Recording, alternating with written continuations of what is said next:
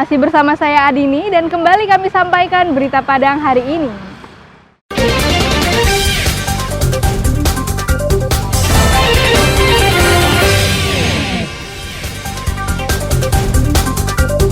Penagih hutang dibakar pasangan suami istri di 50 kota. Tak ingin kasus di Puskesmas Talu terulang, Bupati peringatkan Kepala Dinas Kesehatan.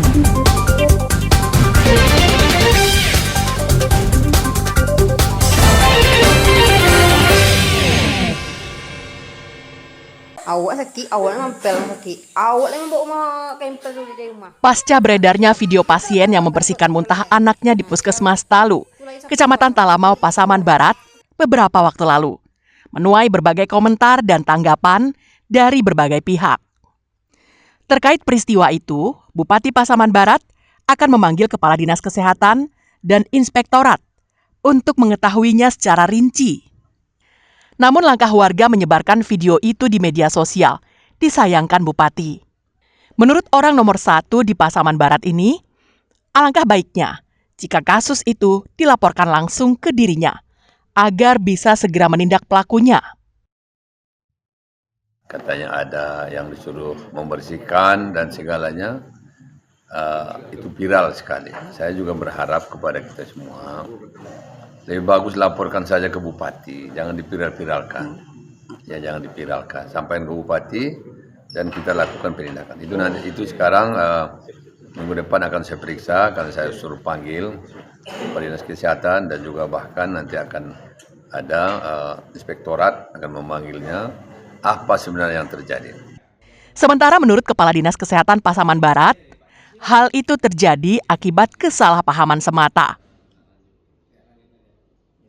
Sebenarnya kejadian itu mungkin ada miskomunikasi antara petugas kita yang piket malam tersebut dengan keluarga pasien. Namun demikian kami perintahkan Kepala Puskesmas serta jajarannya untuk mengklarifikasi kembali ke keluarga pasien dan juga telah laksanakan, dan petugas Puskesmas beserta Kepala Puskesmas telah meminta maaf atas terjadinya miskomunikasi tersebut. Dan waktu itu menurut informasi dari Kepala Puskesmas, keluarga pasien telah memaafkan mereka. Sementara itu, anggota DPRD Pasaman Barat dan mahasiswa meminta Dinas Kesehatan Pasaman Barat agar bisa mengawasi pegawai puskesmas hingga ke bagian pelayanan, agar kejadian serupa tidak terulang lagi. Ini adalah menjadi salah satu contoh bagaimana puskesmas yang lain yang ada di Kabupaten Pasaman Barat agar melaksanakan pelayanan maksimal untuk kepentingan masyarakat Kabupaten Pasaman Barat. Harapan kami dari peristiwa yang terjadi bisa kita ambil pelajaran bagi puskesmas yang ada di Pasaman Barat agar lebih memerhatikan lagi, menjaga SOP pelayanan ataupun kode etik bagi pihak yang melakukan pelayanan.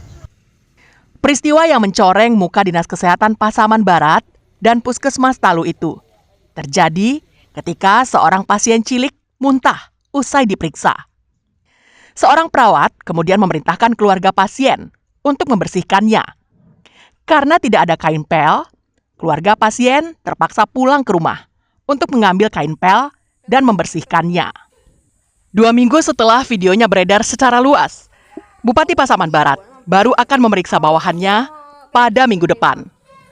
Safatul Ulum melaporkan dari Pasaman Barat.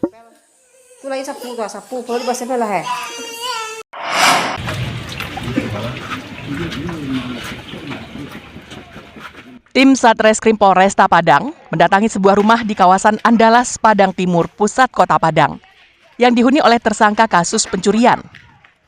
Dengan mengendap-endap, polisi mengepung rumah Ismail yang diketahui berada di dalam rumah. Tersangka yang mengetahui kedatangan polisi ini langsung ciut nyalinya dan bersembunyi di loteng rumahnya. Namun setelah diberikan tembakan peringatan oleh polisi, akhirnya tersangka menyerahkan diri. Ismail, pemuda yang berusia 22 tahun dan merupakan seorang residivis kasus pencurian ini, tak bisa berkutik usai diringkus polisi yang telah mengepung rumahnya. Tersangka selanjutnya dibawa ke Mapolresta Padang untuk pemeriksaan lebih lanjut. Dari tangan tersangka, Polisi menyita barang bukti, sebuah jam tangan hasil curiannya. Dari pengakuannya kepada polisi, tersangka telah beraksi hingga 5 kali di wilayah sekitar rumahnya. Sasarannya barang berharga milik korban seperti telepon genggam, jam tangan, dan barang elektronik. Akibat perbuatan Ismail, korban mengalami kerugian hingga Rp3.500.000. Tersangka merasa bebas melakukan aksinya karena selama ini tersangka selalu petantang petenteng dan menganggap dirinya jawara kampung. Kita amankan 1 orang pelaku yang diduga telah mencuri 1 unit handphone dan 2 jam tangan. Itu pelaku sendiri sudah melakukan aksi yang sama di tempat yang berbeda sebanyak 5 kali atau 5 TKP berbeda. Untuk pelaku sempat melarikan diri dari ke atas loteng atau atap rumahnya. Setelah kita beri tembakan peringatan ke atas, untuk pelaku langsung turun dan menyerahkan diri. Atas perbuatannya, pelaku dipastikan akan kembali mendekam di penjara karena dijerat polisi dengan pasal 363 KUHP tentang pencurian dengan ancaman hukuman di atas 5 tahun penjara. Alfi melaporkan dari Padang.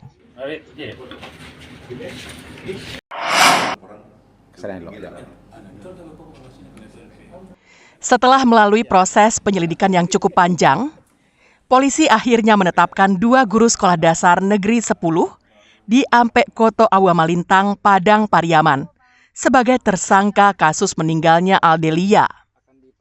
Keduanya ditetapkan sebagai tersangka karena lalai dalam mengawasi muridnya.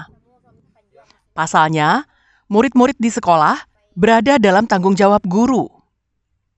Hal itu diutarakan oleh Kapolres Pariaman kepada pers Jumat pekan silam. Kedua guru itu, Joni Waldat, guru olahraga berusia 40 tahun, dan wali kelas Amril Harmen yang berusia 50 tahun. Keduanya dianggap sebagai pihak yang paling bertanggung jawab atas meninggalnya Aldelia Rahma, bocah berusia 10 tahun yang mengalami luka bakar hingga 80%. Aldelia terbakar saat mengikuti kegiatan gotong royong di sekolah pada tanggal 24 Februari 2024 lalu. Sedangkan teman korban yang menyiram minyak ke tubuh korban hingga korban terbakar sempat juga diperiksa polisi. Namun tidak bisa dijadikan tersangka berdasarkan undang-undang karena masih di bawah umur. Kedua pelaku dikembalikan kepada orang tua masing-masing. Berdasarkan hasil penyelidikan dan sampai di tingkat sidik saat ini telah bermuara pada penetapan tersangka, di mana ditetapkan 2 orang tersangka, yaitu oknum 2 orang guru. Yang satu yaitu PHL, guru olahraga. Yang kedua yaitu wali kelas. Kedua tersangka dikenakan pasal 359 KUHP karena dianggap lalai yang menyebabkan seseorang meninggal dunia dengan ancaman hukuman maksimal 5 tahun penjara. Eki Rafki melaporkan dari Pariaman.